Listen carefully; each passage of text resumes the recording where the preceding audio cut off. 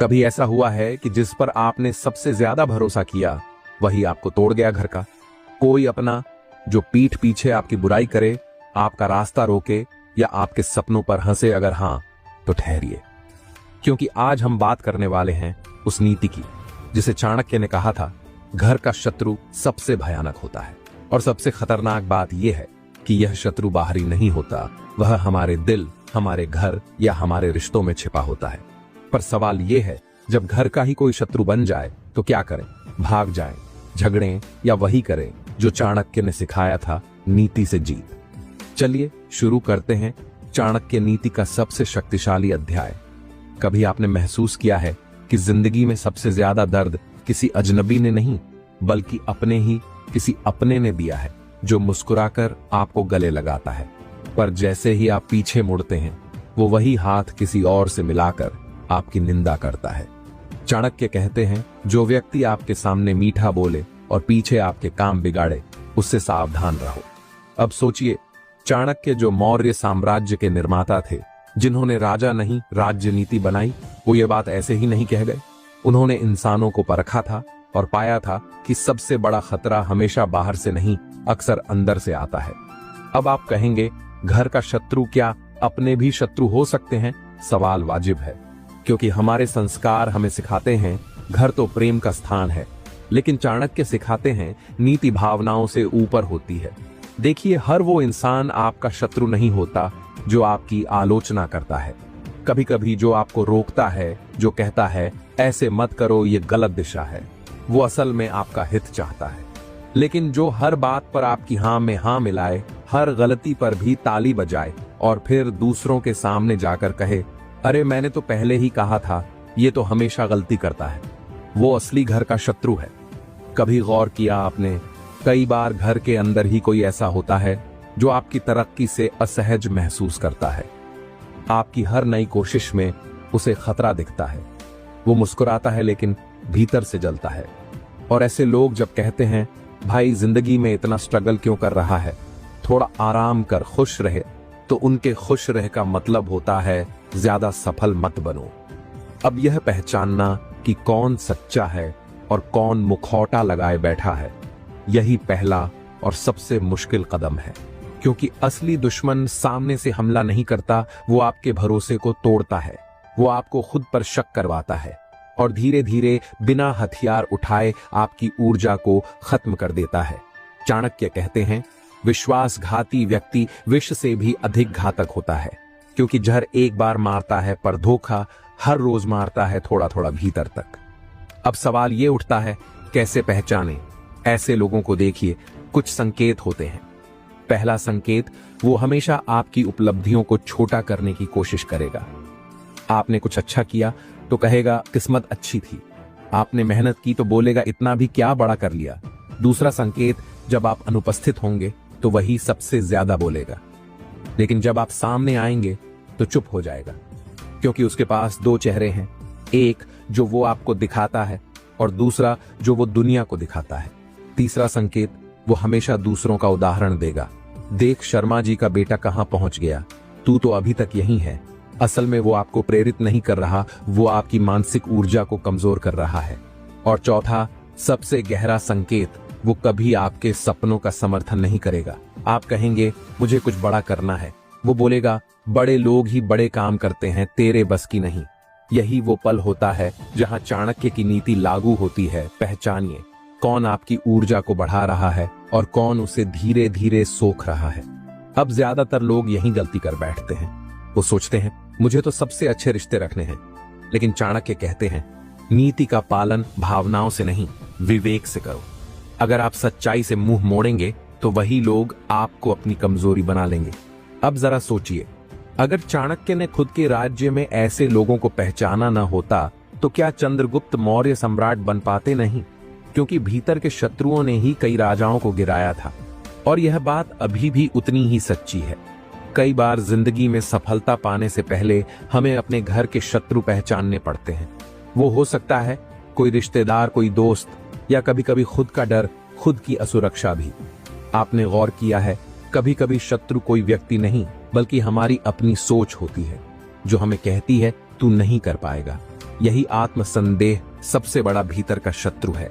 तो जब चाणक्य कहते हैं पहचान ही पहला कदम है, तो उनका मतलब सिर्फ दूसरों से नहीं, अपने भीतर के शत्रु से भी है।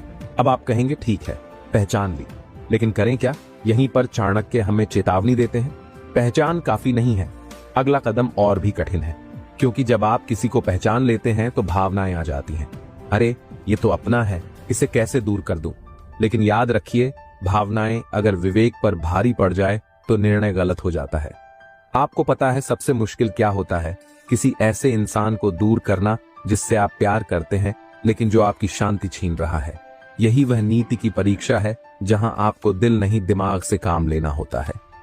चाणक्य कहते हैं वह व्यक्ति जो संबंधों में नीति का पालन करना जानता है वही जीवन में स्थिर रह सकता है। मतलब अगर आपको आगे बढ़ना है तो आपको यह तय करना होगा कि कौन आपके जीवन का साथी है और कौन सिर्फ दर्शक। अब यहां एक और गहराई छिपी है। कभी कभी घर का शत्रु कोई व्यक्ति नहीं बल्कि एक वातावरण होता है जहां आपकी सोच, आपकी ऊर्जा, आपकी महत्वाकांक्षा को जगह नहीं दी जाती। वो माहौल आपको छोटा रखता है, वो कहता है साधारण बनकर रहो। और जब आप अलग बनने की कोशिश करते हैं तो वही माहौल आपके खिलाफ हो जाता है। तो क्या करें? पहचानिए उस वातावरण को भी, क्योंकि जब तक आप ये नहीं समझेंगे कि कौन सी जगह आपकी प्रगति रोक रही है, आप कभी आगे नहीं बढ़ पाएंगे। तो अभी थोड़ा ठहरिए और खुद से एक सवाल पूछिए, क्या मैं उन लोगों से घिरा हूं जो मुझे बेहतर बनाते हैं, या उन लोगों से जो मुझे वहीं बनाए रखना चाहते हैं जैसा मैं हूं? अगर जवाब दूसरा है तो समझ लीजिए आपके आसपास कोई न कोई ऐसा जरूर है जो आपकी रफ्तार रोकना चाहता है। अब याद रखिए, पहचान कोई एक बार की प्रक्रिया नहीं है, यह निरंतर अभ्यास है। हर दिन हर परिस्थिति में आपको देखना है कौन आपका साथ दे रहा है और कौन आपकी राह में दीवार खड़ी कर रहा है। क्योंकि जो व्यक्ति समय रहते अपने भीतर और बाहर के शत्रुओं को पहचान लेता है वो किसी भी परिस्थिति में गिरता नहीं, वो सीखता है और ऊपर उठता है। और अब जबकि आपने पहचानना सीख लिया, चाणक्य कहते हैं अब वक्त है संयम का, क्योंकि अगला कदम किसी को जवाब देना नहीं बल्कि अपनी नीति से उसे परास्त करना है। अब देखिए, जब हमें पता चलता है कि घर के अंदर ही कोई हमारे खिलाफ है तो हमारी पहली प्रतिक्रिया क्या होती है? गुस्सा। हम सोचते हैं अब तो इसे सबक सिखाना ही पड़ेगा। लेकिन यहीं सबसे बड़ी गलती हो जाती है। चाणक्य ने बहुत सीधी बात कही है, क्रोध मूर्खता का पहला चरण है। यानी जैसे ही आप गुस्से में आते हैं आप खुद अपनी बुद्धि का दरवाजा बंद कर देते हैं, और वो शत्रु जो पहले कमजोर था अब आपकी भावनाओं के जरिए मजबूत हो जाता है। आपने देखा होगा जब आप किसी से झगड़ते हैं तो बाद में सोचते हैं अरे ये बात तो और ढंग से कह सकता था, पर तब तक देर हो चुकी होती है। अब सवाल यह है, क्या हर अपमान का जवाब देना जरूरी है? क्या हर प्रहार के बाद पलटवार जरूरी है? चाणक्य कहते हैं बुद्धिमान व्यक्ति वही है जो अपनी शक्ति को सही समय तक रोक कर रखे। मतलब संयम सिर्फ शांत रहना नहीं है, ये रणनीति है, ताकत है, एक कला है।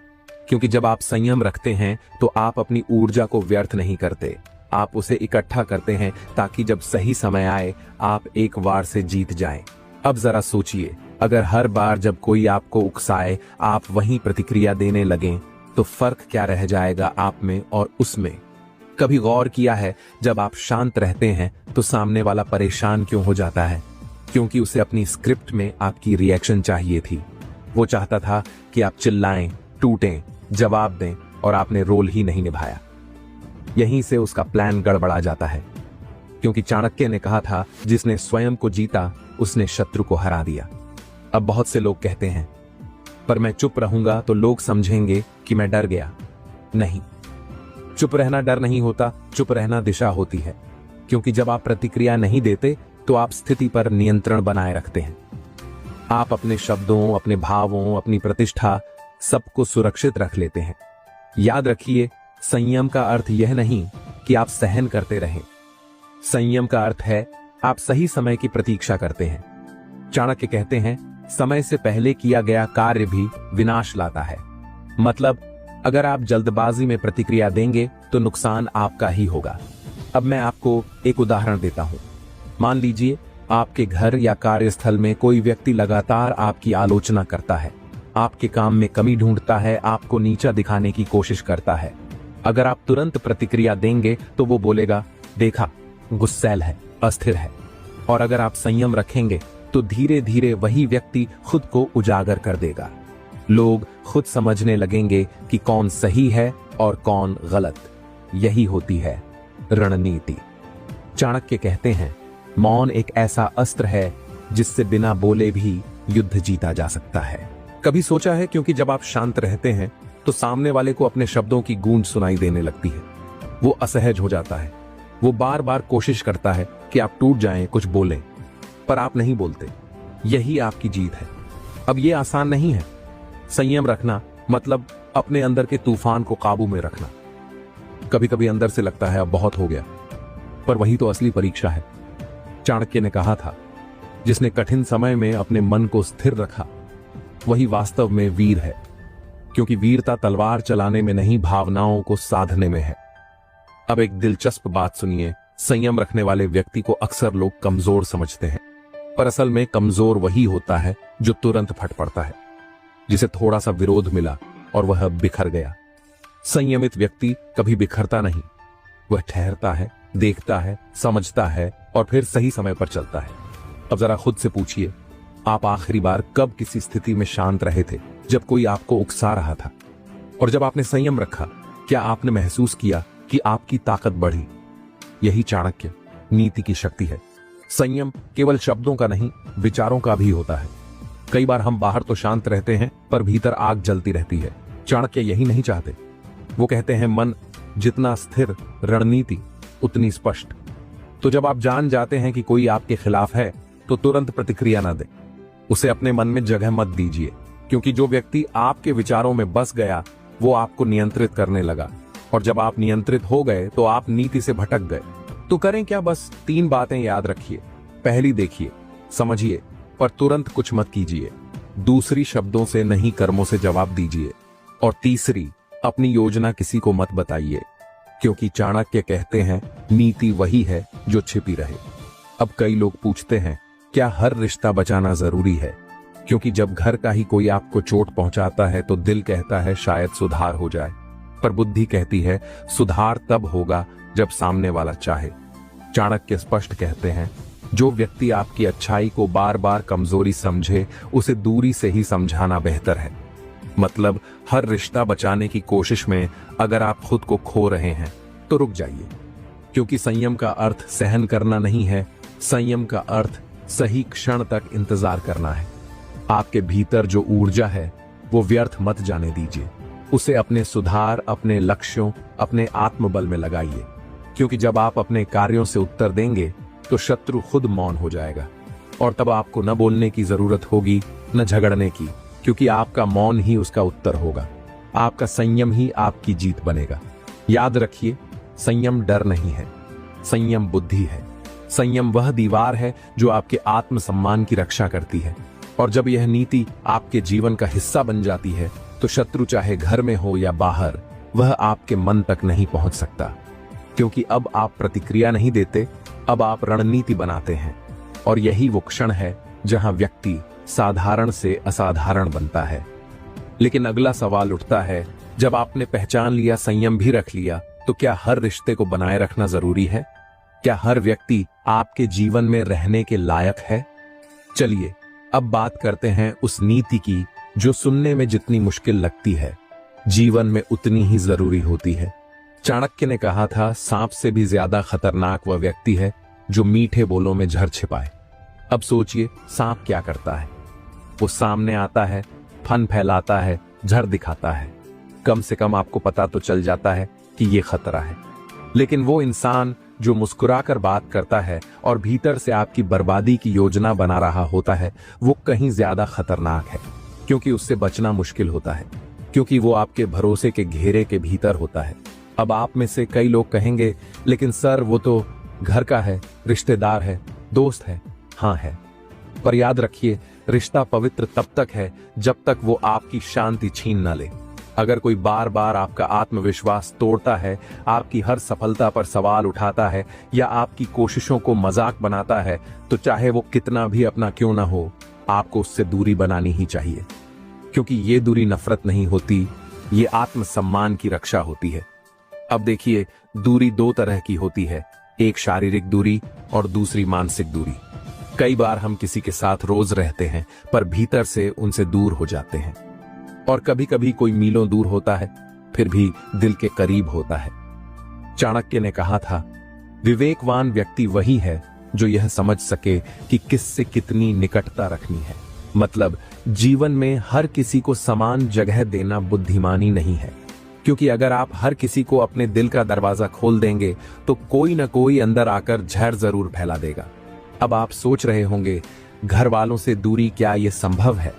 हाँ, अगर वो रिश्ता आपकी मानसिक शांति छीन रहा है तो दूरी ही नीति है, दुर्भाव नहीं।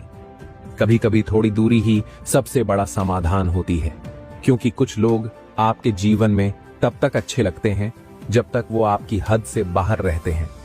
जैसे ही आप उन्हें ज्यादा जगह देने लगते हैं, वो आपकी सीमाओं का फायदा उठाने लगते हैं। बिल्कुल वैसा ही जैसे अगर आप किसी को एक बार उधार पैसे दे दें तो अगली बार वो आपको देखकर मुस्कुराता नहीं, आपसे छुपने लगता है। रिश्तों में भी यही नियम है, जहां ज्यादा दिया और सामने वाला लेता ही गया, वहां एक समय बाद रिश्ता नहीं बोझ रह जाता है।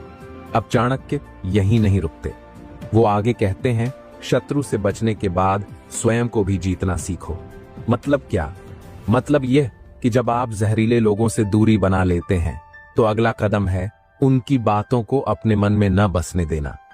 क्योंकि अक्सर ऐसा होता है कि व्यक्ति तो दूर चला जाता है पर उसके शब्द, उसके ताने, उसकी बातें हमारे अंदर जहर की तरह फैल जाते हैं। आपने देखा होगा, कोई आपको एक बार अपमानित करता है और आप महीनों, शायद सालों तक उस पल को बार बार याद करते रहते हैं। वो व्यक्ति तो आगे बढ़ गया लेकिन आप वहीं अटके रह जाते हैं। यही वो जगह है जहां चाणक्य की नीति लागू होती है।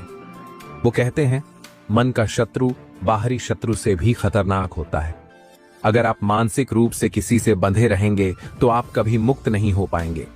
दूरी सिर्फ शारीरिक नहीं, मानसिक भी रखिए। मत सोचिए कि किसने क्या कहा, मत दोहराइए वो पल जिसने आपको तोड़ा। बस खुद से कहिए, अब वो मेरे जीवन का हिस्सा नहीं है। क्योंकि कभी कभी माफ कर देना भी दूरी का ही एक रूप है। माफ कीजिए लेकिन भूलिए मत, क्योंकि भूलने वाला व्यक्ति बार बार वही गलती दोहराता है। चाणक्य कहते हैं, जिसने एक बार तुम्हें धोखा दिया उसे दूसरी बार अवसर मत दो। मतलब साफ है, एक बार अगर कोई व्यक्ति आपकी सच्चाई का, आपके विश्वास का फायदा उठा चुका है तो उसे फिर से वैसा ही मौका देना आपकी भूल होगी, उसकी नहीं। अब एक सवाल उठता है, दूरी बनाने से क्या हम अकेले नहीं हो जाएंगे? सवाल अच्छा है, लेकिन सुनिए, दूरी का मतलब अकेलापन नहीं होता। दूरी का मतलब है आप अपने लिए एक सुरक्षित दायरा बनाते हैं, एक ऐसी सीमा जहां आप तय करते हैं कि कौन आपके विचारों, आपकी ऊर्जा और आपके जीवन में प्रवेश करेगा। आप खुद सोचिए, कितनी बार आपने किसी को सिर्फ इसलिए अपने जीवन में जगह दी क्योंकि वो अपना था, और फिर उसी अपने ने आपका सबसे बड़ा नुकसान किया। तो अगली बार अपना कहने से पहले ये देखिए कि वो आपके मन में शांति लाता है या संशय। अगर संशय है तो दूरी रखिए, क्योंकि चाणक्य कहते हैं, संशय में रखा गया संबंध विनाश की शुरुआत है। अब बात करते हैं उस आंतरिक शक्ति की जो दूरी बनाने के बाद आती है। क्योंकि एक बार जब आप उन लोगों से दूर हो जाते हैं जो जहर फैलाते हैं, तो आपके भीतर जगह बनती है नई सोच, नए अवसर और नई ऊर्जा के लिए। देखिए, हर व्यक्ति की ऊर्जा सीमित होती है। अगर आप उसे नकारात्मक लोगों पर खर्च करेंगे तो आपके पास खुद के लिए कुछ नहीं बचेगा। लेकिन अगर आप वही ऊर्जा अपने विकास में लगाएंगे तो धीरे धीरे आपका जीवन बदल जाएगा। यही कारण है कि चाणक्य कहते हैं, दूरी बनाना पलायन नहीं, प्रबंधन है। क्योंकि जब आप तय करते हैं कि किससे क्या दूरी रखनी है तो आप अपने जीवन की दिशा तय करते हैं। तो अगर कोई व्यक्ति आपके भीतर जहर घोल रहा है, आपकी सोच को विषैला बना रहा है, आपके आत्मविश्वास को कमजोर कर रहा है, तो दूरी बना लीजिए, चुपचाप, बिना शोर किए। क्योंकि जो व्यक्ति जहर फैला रहा है वो धीरे धीरे अपने ही विष में जल जाएगा। आपको बस इतना करना है, खुद को उस दायरे से बाहर निकाल लेना है। और जब आप ऐसा कर लेंगे तो पाएंगे कि आपकी शांति वापस आ गई है, आपका आत्मबल बढ़ गया है और अब आप पहले से कहीं ज्यादा मजबूत हो चुके हैं। याद रखिए, दूरी कमजोरी नहीं, बुद्धिमानी है, क्योंकि कभी कभी थोड़ा दूर रहना ही सबसे बड़ी जीत होती है। और जब आप ये नीति सीख लेते हैं तो आप किसी से भी डरते नहीं, क्योंकि अब आपके पास एक कवच है, संयम और दूरी का कवच। लेकिन चाणक्य कहते हैं, अब जब आपने बाहर के शत्रुओं से बचना सीख लिया है, अब समय है खुद को जीतने का। क्योंकि कई बार सबसे खतरनाक युद्ध बाहर नहीं अंदर चल रहा होता है। चाणक्य कहते हैं, जो स्वयं पर विजय पा लेता है वही संसार पर शासन कर सकता है। ये वाक्य जितना गहरा है उतना ही सच भी है, क्योंकि दुनिया में जितनी भी लड़ाइयां हैं उनमें सबसे कठिन लड़ाई होती है स्वयं से लड़ना। बाहर का शत्रु आपकी तलवार देखता है, लेकिन भीतर का शत्रु आपकी कमजोरी देखता है। और घर का शत्रु वह आपकी कमजोरी तभी पकड़ता है जब आप खुद कमजोर पड़ते हैं। अब सोचिए, अगर कोई आपकी निंदा करे, आपको नीचा दिखाए, तो क्या वो वाकई आपको गिरा सकता है? नहीं, वो सिर्फ शब्द बोलता है। लेकिन अगर आप उसके शब्दों को अपने मन में जगह दे देते हैं तो आप खुद अपने कंधे झुका लेते हैं। यही फर्क है बाहरी प्रहार और आंतरिक प्रभाव में। इसलिए चाणक्य कहते हैं, दूसरों की शक्ति नहीं, अपने आत्मबल से निर्णय लो। देखिए, जब तक आप खुद पर विश्वास नहीं करेंगे, कोई और भी आप पर विश्वास नहीं करेगा। अब बात करते हैं असली मुद्दे की, आत्मबल आता कैसे है। आत्मबल का मतलब है अपने मन को साधना। जब हालात खराब हों तब शांत रहना, जब कोई आपकी पीठ पीछे बात करे तब मुस्कुराना, जब लोग आपको गिरता देखें और आप फिर उठ खड़े हों, वो है आत्मबल। अब बहुत से लोग सोचते हैं मजबूत बनना मतलब कठोर बनना। नहीं, मजबूत बनने का मतलब है भावनाओं पर नियंत्रण रखना, पर दिल से मानवीय बने रहना। क्योंकि जो व्यक्ति भीतर से शांत होता है उसे कोई भी बाहर से हिला नहीं सकता। कभी गौर किया है, जब आप थोड़ा सा सफल होते हैं तो अचानक रिश्तेदारों और पड़ोसियों की सलाहें बढ़ जाती हैं। इतना मत कर, आराम से रह, तेरी किस्मत में नहीं है, हमारे टाइम में हमने भी ट्राई किया था पर कुछ नहीं हुआ। और भीतर से वो सोच रहे होते हैं, कहीं ये सच में सफल ना हो जाए। यही तो विडंबना है। जब आप नीचे होते हैं तो कोई बात नहीं करता, जैसे ही ऊपर चढ़ने लगते हैं हर कोई आपको गाइड बनने लगता है। लेकिन चाणक्य कहते हैं, दूसरों की राय सुनो, लेकिन अपनी दिशा खुद तय करो। क्योंकि अगर आप दूसरों की सोच के अनुसार चलेंगे तो आप उनके सपने पूरे करेंगे, अपने नहीं। तो ध्यान रखिए, आपका आत्मबल आपकी ढाल है। जितना मजबूत आत्मबल उतनी कमजोर साजिशें। अब आत्मबल बढ़ाने के लिए 3 चीजें जरूरी हैं। पहली, आत्मस्वीकृति। अपने आप को जैसा है वैसा स्वीकार कीजिए, क्योंकि जब आप खुद को स्वीकार करते हैं तो कोई दूसरा आपको छोटा महसूस नहीं करा सकता। दूसरी, आत्मनियंत्रण, मतलब अपनी भावनाओं, शब्दों और कार्यों पर नियंत्रण रखना, क्योंकि जो खुद को संभाल सकता है उसे कोई और नहीं हिला सकता। तीसरी, आत्म प्रेरणा। हर दिन अपने भीतर आग जलाइए, क्योंकि बाहर से प्रेरणा हमेशा नहीं मिलेगी। कभी आप गिरेंगे, कभी लोग आपको छोड़ देंगे, पर आपको खुद से कहना होगा, मैं हार नहीं मानूंगा। चाणक्य कहते हैं, जिसने स्वयं पर नियंत्रण पा लिया वह देवताओं के समान हो जाता है। अब ये सुनने में बहुत बड़ा दावा लगता है, पर सोचिए, अगर आप अपने मन पर राज करते हैं तो बाहरी हालात आपको कैसे हरा सकते हैं। कभी कभी लोग कहते हैं, मुझे किसी ने तोड़ दिया, पर सच्चाई यह है कि किसी और में इतनी शक्ति नहीं होती। कोई भी आपको तभी तोड़ सकता है जब आप अपने भीतर उसे प्रवेश करने देते हैं। इसलिए अगर आप वाकई जीतना चाहते हैं तो बाहरी नहीं, भीतरी कवच बनाइए। एक ऐसा कवच जो आलोचना, असफलता और अपमान तीनों को झेल सके। अब सवाल उठता है, जब शक्ति आ जाए, आत्मबल आ जाए, तो उस शक्ति का उपयोग कैसे करें। चाणक्य बहुत स्पष्ट कहते हैं, शक्ति का उपयोग विनाश के लिए नहीं, निर्माण के लिए करो। मतलब अगर आपने आत्मबल पा लिया तो अब बदला लेने की नहीं, बदलाव लाने की सोचिए। जो आपको गिराने की कोशिश करे उसे जवाब अपने काम से दीजिए, शब्दों से नहीं। क्योंकि सच्चा प्रतिशोध बदला नहीं होता, सच्चा प्रतिशोध सफलता होता है। सोचिए, अगर हर बार जब किसी ने आपको नीचा दिखाया आप टूट गए तो क्या हुआ, पर अगर हर बार जब किसी ने आपको चुनौती दी आप और बेहतर बने तो कौन हारा, वो या आप?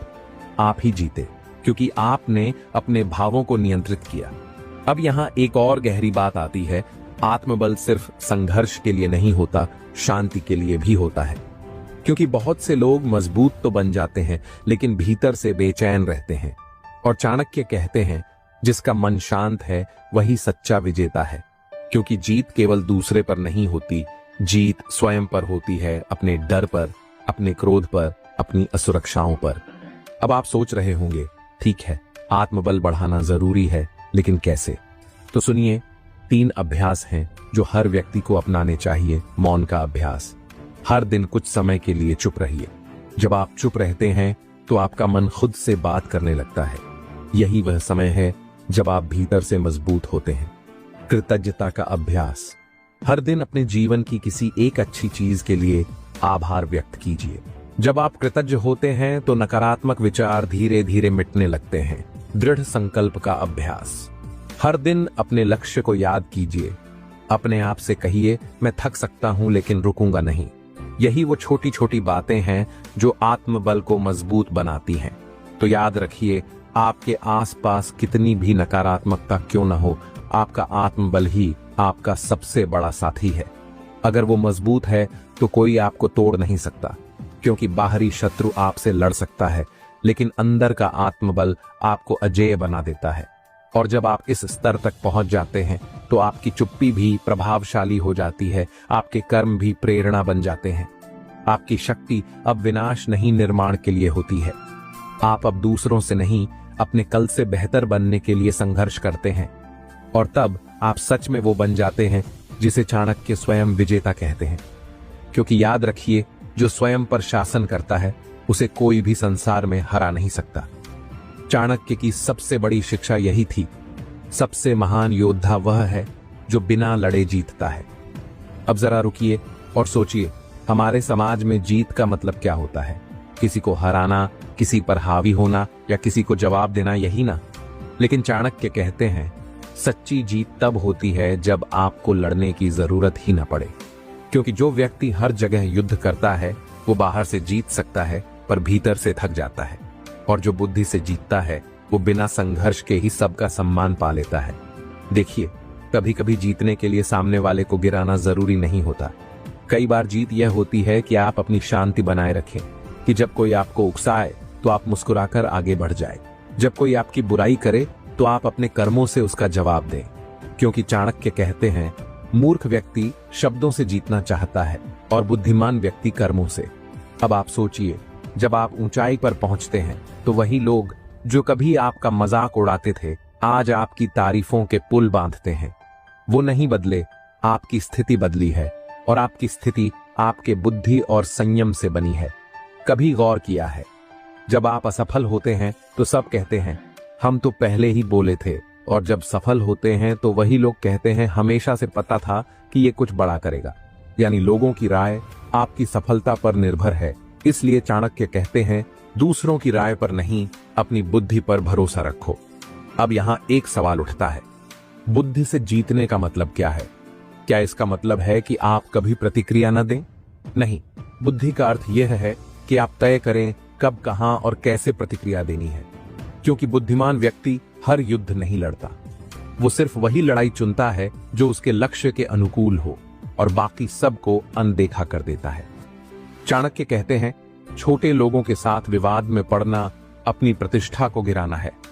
मतलब अगर कोई नीच सोच वाला व्यक्ति आपको अपमानित करे तो उसे जवाब देना आपकी बुद्धिमानी नहीं, आपकी मूर्खता होगी। क्योंकि आप वहां वही कर रहे हैं जो वो चाहता है, आप अपनी ऊर्जा उसकी ओर मोड़ रहे हैं। अब समझिए, बुद्धि से जीतने का असली अर्थ यह नहीं कि आप चुप रहें, बल्कि यह कि आप चुप रहकर जीते। आपकी प्रतिक्रिया की दिशा ही आपकी नीति तय करती है।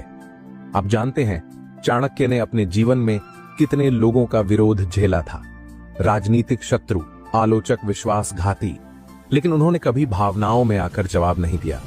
उन्होंने हर इंसल्ट को, हर चोट को अपनी रणनीति का हिस्सा बना लिया, और यही कारण था कि वो इतिहास में सिर्फ एक व्यक्ति नहीं, एक विचार बन गए।